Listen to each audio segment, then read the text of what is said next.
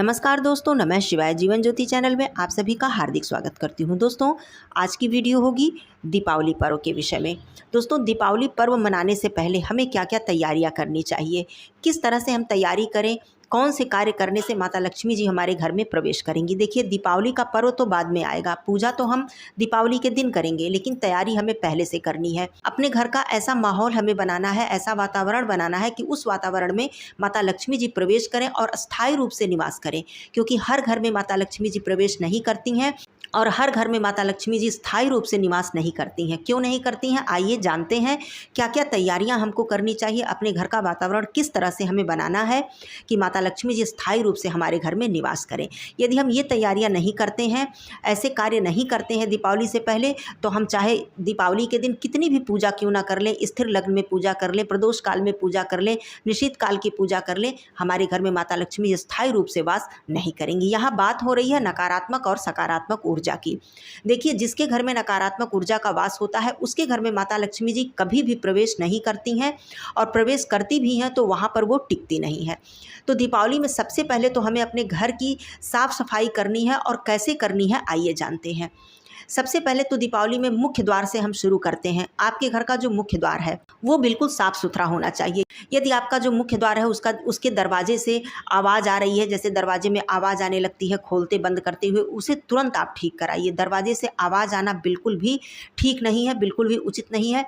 इस घर में माता लक्ष्मी जी प्रवेश नहीं करती हैं, चाहे वो मुख्य द्वार का दरवाज़ा हो या फिर किसी भी कमरे का दरवाज़ा हो, रसोई का दरवाज़ा हो। इस बात का ध्यान सबसे पहले दीजिए कि आपको इस बार दिवाली में अपने घर के सारी दरवाज़ों को ठीक कराना है, उसमें से किसी भी तरह की आवाज़ नहीं आनी चाहिए। चलिए, मुख्य द्वार की बात हो गई। अब मुख्य द्वार की सफाई की बात करती हूँ कि आपके मुख्य द्वार पर कभी भी आप अपने जूते चप्पल ना उतारें। जैसे मुख्य द्वार की बिल्कुल सीधाई पर आप अपने जूते चप्पल ना उतारें, वहाँ पर आप कभी झाड़ू ना रखें, अपने मुख्य द्वार पर कभी आप डस्टबिन ना रखें। ये सारा जो कार्य है ये कहीं ना कहीं माता लक्ष्मी जी को रुष्ट करता है, तो ऐसा आपको बिल्कुल नहीं करना है।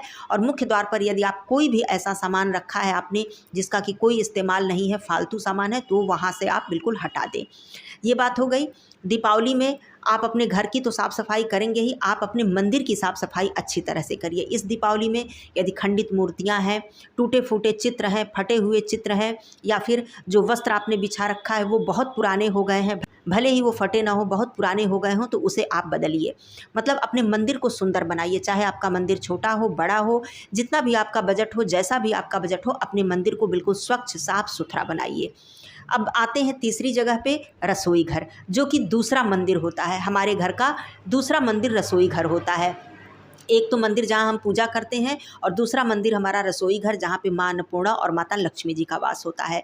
तो इस दिवाली में आपके रसोई घर में यदि टूटे फूटे चिटके हुए बर्तन हैं, जैसे कप वगैरह चिटक जाते हैं, तो उसे हम रखे रहते हैं, उसकी जो हैंडल है वो निकल जाती है, हम रखे रहते हैं कि अच्छा इसमें कोई सामान रख लेंगे, यूज कर लेंगे। बिल्कुल नहीं।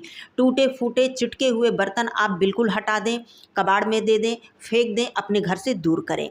आपका जो कंटेनर है जिसमें आप मसाले वगैरह रखते हैं, सामान रखते हैं और सारी चीज़ें रखते हैं, वो कंटेनर यदि टूटा फूटा हुआ है तो उसे भी आप चेंज कर दें, हटा दें। अपने रसोई घर की अच्छी तरह से आप सफाई करें। बिल्कुल, चाहे आपका रसोई घर छोटा हो, बड़ा हो, ज़्यादा सामान हो, कम सामान हो, बिल्कुल अच्छी तरह से सफाई करें। सारे कंटेनर, डिब्बे और जो चूल्हा है आपका, उसे बिल्कुल अच्छी तरह साफ़ करें। ये बात हो गई। अब आइए कमरों की बात करते हैं। तो देखिए, बहुत से घरों में ऐसा होता है कि एक कमरा जो फालतू होता है, तो उसमें हम बहुत सारा सामान रख देते हैं ले जाकर कि अच्छा इसका यूज करेंगे बाद में, चाहे वो बिजली से संबंधित सामान हो, चाहे हमारे कपड़े से संबंधित सामान हो, या फिर डेकोरेशन से संबंधित सामान हो।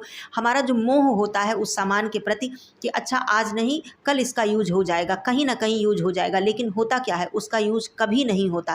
हम नई चीज़ें खरीद कर लाते रहते हैं और वो पुरानी चीज़ें दिन प्रतिदिन वो रखी रह जाती हैं, और कहीं ना कहीं वो नकारात्मक ऊर्जा को अपनी तरफ खींचती हैं। तो ऐसे सामानों का मोह बिल्कुल त्यागिए। ऐसे कपड़ों का मोह त्याग दीजिए कि जो आप नहीं पहन रहे हैं 1 साल से 6 महीने से, और आप सोच रहे हैं कभी पहनेंगे कभी पहनेंगे। बिल्कुल नहीं। किसी ज़रूरतमंद को दे दीजिए, फेंक दीजिए, जो भी करिए अपने घर से उसे निकालिए।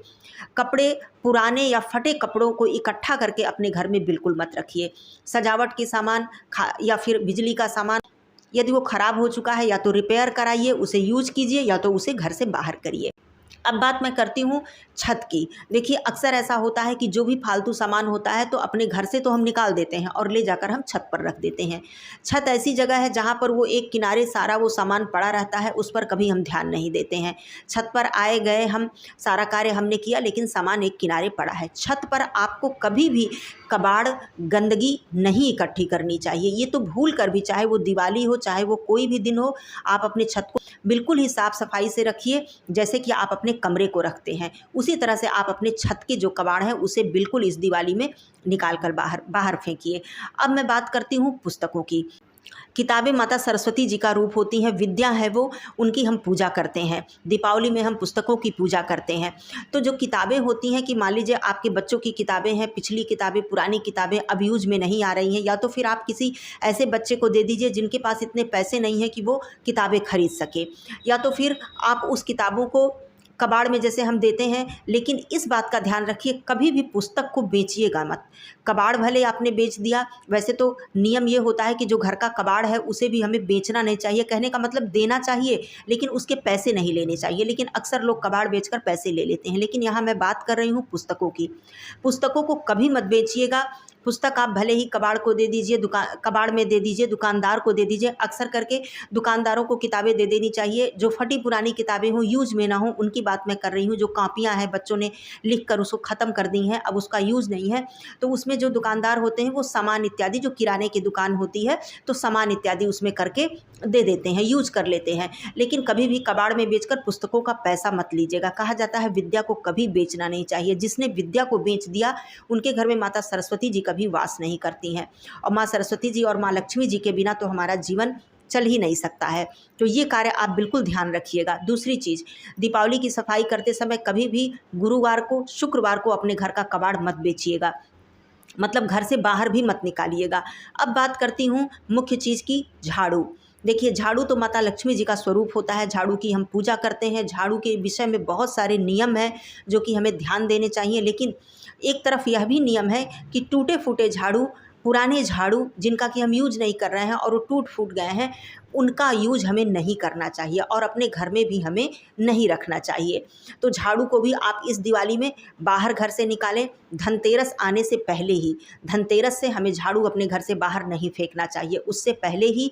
और शुक्रवार और गुरुवार का दिन बिल्कुल ना हो झाड़ू फेंकने के लिए। झाड़ू ऐसे स्थान पर फेंकें जहाँ पर किसी का पैर ना पड़े। झाड़ू को कभी जलाएं नहीं, झाड़ू को कभी बहुत गंदे स्थान पर ना फेंकें। ऐसे जगह पर फेंक दें जहाँ पर वो, जैसे बारिश हो, धूप हो, तो धीरे धीरे झाड़ू अपने आप सड़ गल जाता है वहाँ पर। लेकिन ऐसे जगह पर ना फेंकें जहाँ पर किसी का पैर पड़ता हो।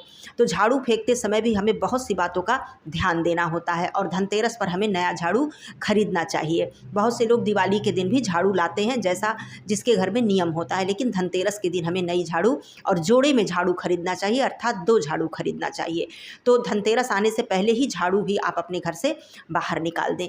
ये कार्य हो गया। भले ही आप अपने घर की पेंटिंग ना करवाएं, भले ही आप अपने घर में बहुत ज़्यादा डेकोरेशन इत्यादि नहीं करवा पा रहे हैं, आपका बजट कम है, लेकिन फिर भी आप अपने घर के जो जाले इत्यादि हैं वो पहले आप साफ़ करें अच्छे से। और जो सामान है, जितने मतलब सामान आपके घर में, अलमारी है, बक्से हैं, या फिर जो भी सामान है, उनकी धूल इत्यादि अच्छी तरह से आप पोंछ कर साफ़ करें। उसके बाद घर में नीचे झाड़ू लगाएं।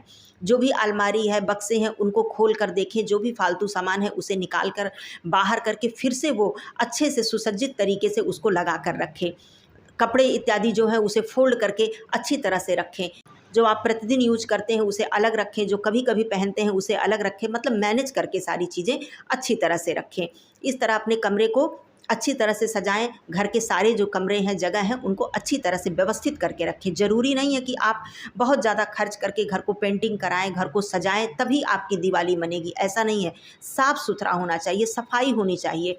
माता लक्ष्मी जी ऐसे घर में निवास करती हैं जहाँ पर उन्हें सकारात्मक ऊर्जा का भास होता है। सकारात्मक ऊर्जा जहाँ पर रहती है, वहीं पर माता लक्ष्मी जी रहती हैं।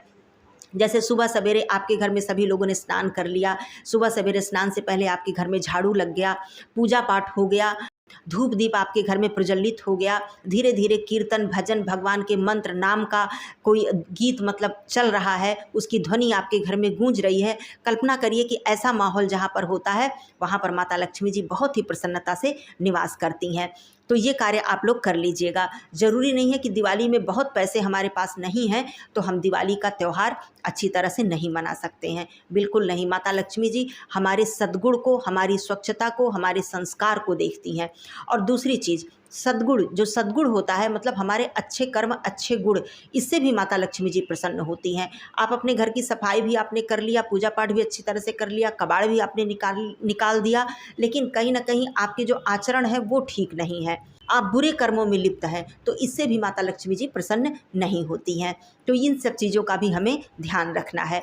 दूसरी चीज़, आपका जो घर है वो ऐसा होना चाहिए कि आपके घर में खुली हवा और सूर्य का प्रकाश जरूर आए।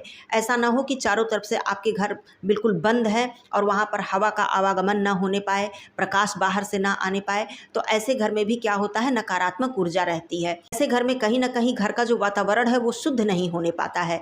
तो इस बात का भी ध्यान जरूर रखिएगा। खिड़की दरवाजे यदि आपके घर में है तो उसे थोड़ा सा 1 घंटे 2 घंटे के लिए सुबह ज़रूर खोलिएगा, जिससे हवा का आदान प्रदान हो, सूर्य का प्रकाश आए। तो इस तरह से आप अपनी जो दिवाली है इसकी तैयारी पहले कीजिए, उसके बाद आप दिवाली मनाइए। तो मुझे लगा कि वीडियो इसकी पहले देनी चाहिए सभी बहनों को। और इस तरह से आप अपने घर की साफ़ सफाई अच्छी तरह से करके फिर माता लक्ष्मी जी के स्वागत की तैयारी कीजिए। आप सभी भाई बहनों को आने वाली दिवाली की हार्दिक शुभकामनाएं। माता लक्ष्मी जी की कृपा आपके घर परिवार पर सदा सर्वदा बरसती रहे। फिर मिलती हूँ दिवाली की वीडियो के साथ। तब तक के लिए धन्यवाद। नमः शिवाय। हर हर महादेव।